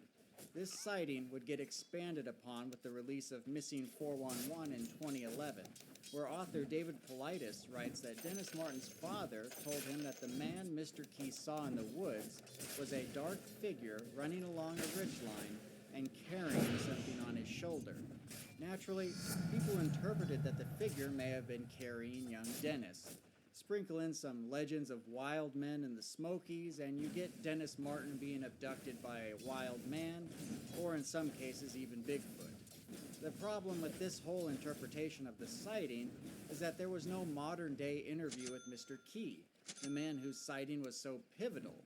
I mean, he was the one who was there, so it seems like he would be the most important individual to talk to about what he saw that day. Thankfully, that is what Michael Bouchard gave us when he interviewed Harold Key on July 27th of 2016. Up until that point, Harold Key had not spoken about the case since he was initially interviewed back in 1969, And obviously, since that time, the Dennis Martin story had really developed a lot of legend or mythology around it. Mr. Key told Michael Bouchard that he took his family out to Rowan's Creek to look for some wild hogs or bears. He couldn't remember the exact time of the incident, but believed it was somewhere between 2 and 7 p.m. Before walking out into the woods, he noticed an unoccupied white vehicle parked along the road. At the time, he paid little attention to it.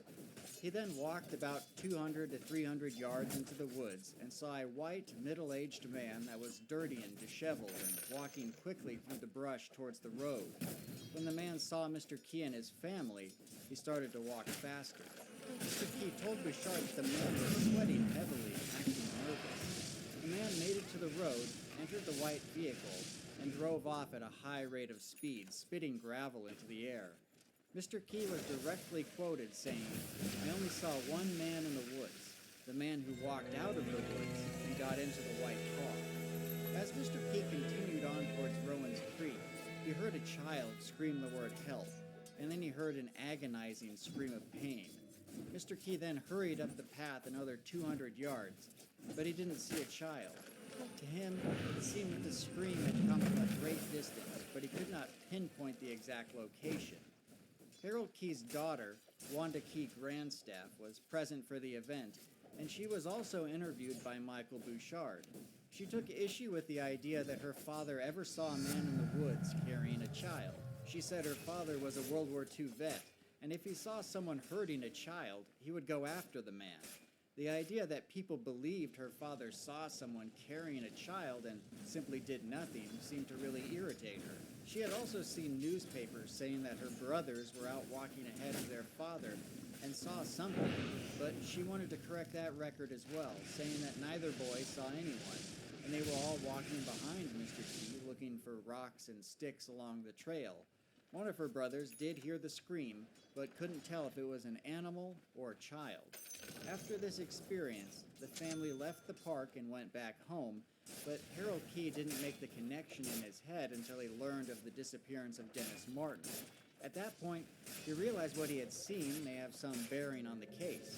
He got in touch with authorities and was interviewed at his home by FBI agents Jim Reich and Wallace Esler. The agents told Mr. Key to not talk about the incident with anyone. This is relevant because Mr. Key did talk about it. He talked to reporters, and those interviews were published. Mr. Key reported to Bouchard that one night he received an anonymous phone call at home, and the person on the other line said, "It's none of your damn business about the missing boy, and don't talk about it." Something quite similar to what the FBI agents told him. Mr. Key would provide a second interview to the FBI, this time on location at Rowan's Creek.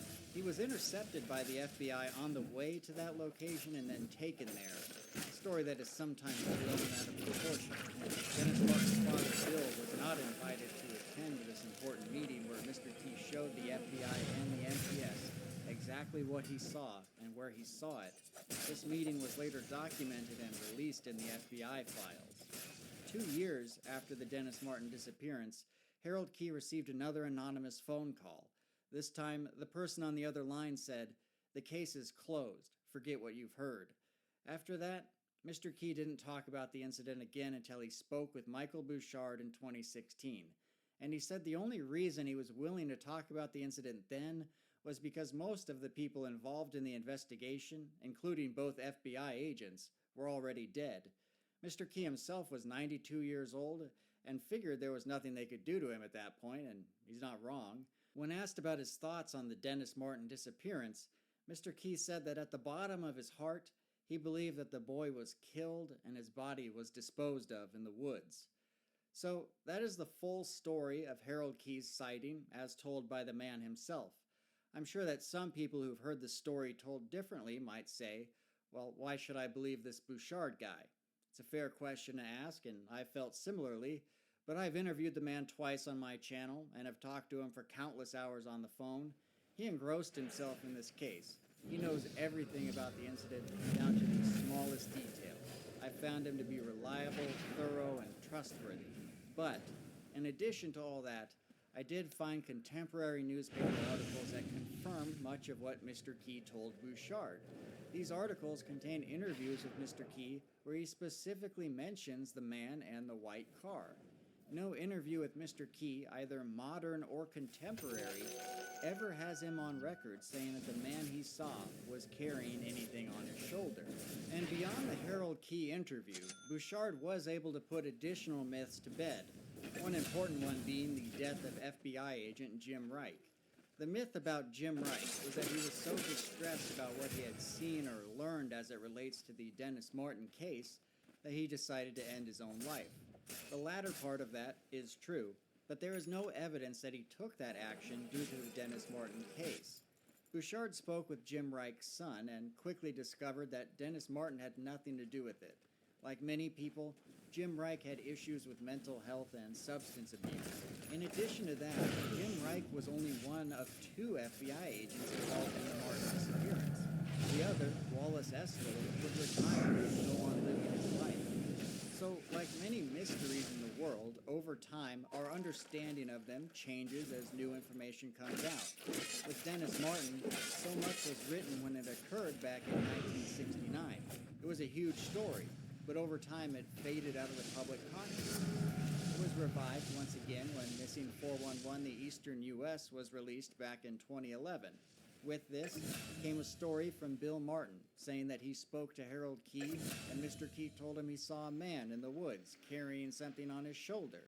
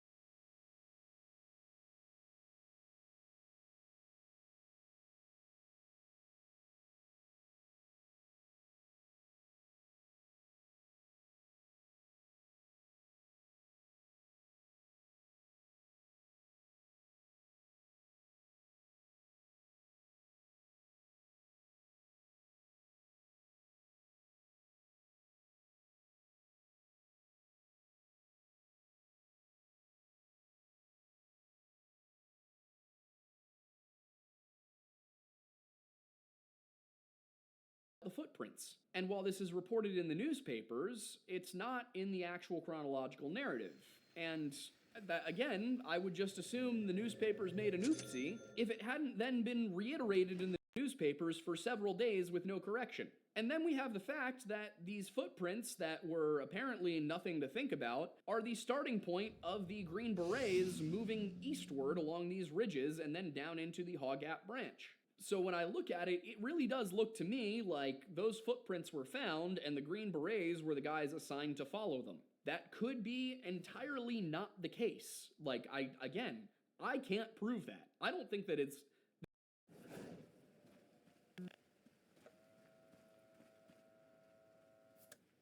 Greetings and bienvenue, Midnight Crew. Thank you for returning to this broadcast. Welcome to new viewers joining us for the first time. If you like a video, then feel free to subscribe. Dead Town Theory. I recently came across a YouTube video discussing a theory about dead towns. It piqued my interest as a few weeks ago, on a random road trip, I came across a really strange situation in the middle of nowhere, South Dakota. I stopped to get gas just south of Sioux Falls on Interstate 29. I was headed for the Black Hills, but wanted to do some camping on the Missouri River. Google Maps routed me through some back roads. I didn't mind. I wasn't in any hurry to get anywhere, and I thought it'd be interesting to see the South Dakota countryside. My first indication there was something strange was the fact that most of the route was almost a straight line, but on the county highway I kept running into road closed ahead signed, so I'd have to zigzag miles out of my way to get back on the correct heading.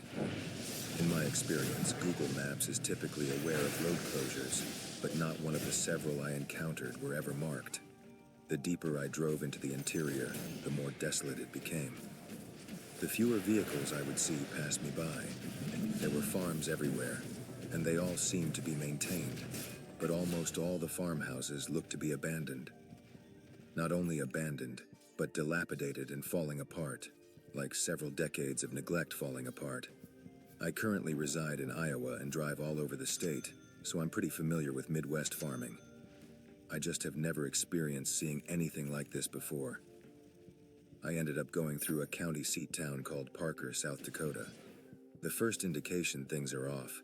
As I turn into the town on the 44, I'm greeted with another large, road closed ahead sign. I really wish I stopped to take pictures. As I continue down west through the town, about a third of the streets all have road closed signs. There are some signs of construction, but most of the streets are closed for no reason as far as I could tell.